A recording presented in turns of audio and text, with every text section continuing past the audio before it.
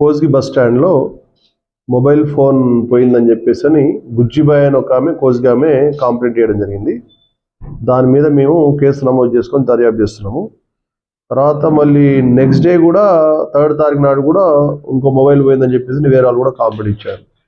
వీటిని పెట్టి మేము పరిశోధన చేస్తున్న క్రమంలో నిన్న ఈవినింగ్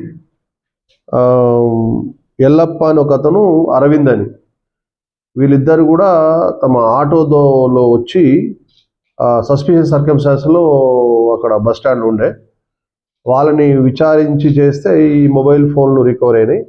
మా క్రైమ్ పార్టీని దొంగతనాలు అవుతున్నాయని చెప్పేసి అక్కడ బస్ స్టాండ్లో పెట్టడం జరిగింది. వాళ్ళు పెట్టి విచారణ చేస్తే వీళ్ళు డోన్ ఏరియాకి సంబంధించిన వాళ్ళు, కర్నూలు జిల్లా డోన్ ఏరియాకి సంబంధించిన వాళ్ళని తెలిసింది.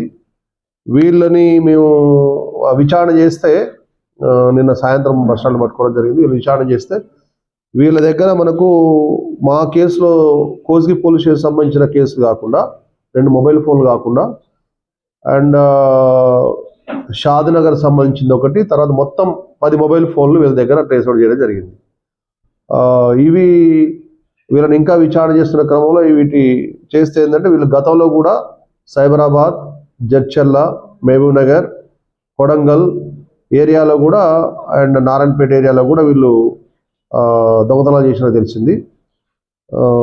ప్రస్తుతానికి ఇప్పుడు మనం సీజ్ చేసిన మొబైల్ ఫోన్ల విలువ ఆల్మోస్ట్ 2,50,000 ఉంటుంది.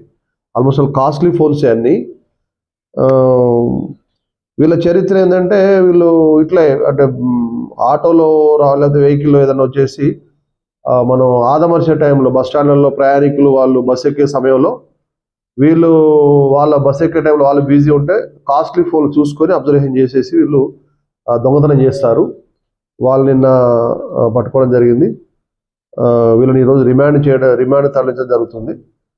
ఇట్టి పనిని అంటే ఇట్టి కేసును ఛేదించడంలో మా ఎస్పీ గారి సూచనలు వీటి మేరకు అండ్ మా inspector Dassunayak and SI Kosgi Venkataramana వాళ్ళ ఆధ్వర్యంలో జవాన్లు రాఘవేందర్ రెడ్డి, నరసింహులు ఈ క్రైమ్ పార్టీ వీళ్ళు చేశారు. వాళ్ళకు కూడా త్వరలో రివార్డ్ ఇవ్వడం జరుగుతుంది. ఇంకా అంటే మేము మళ్ళీ ఫర్దర్ ఏదైతే 7 ఫోన్లు ఉన్నాయో ఇంకా గుర్తింపు చెందనవి వాటిని మేము ఎవరైతే ఉన్నారో ఆ బాధితులు ఎవరైతే ఉన్నారో వేరే చోట్ల క్రైమ్ అయి ఉంటే వాళ్ళని ట్రేస్ అవుట్ చేసి ఆ మొబైల్ ఫోన్లు చట్ట ప్రకారంగా వాళ్ళకి అప్పగించడం జరుగుతుంది.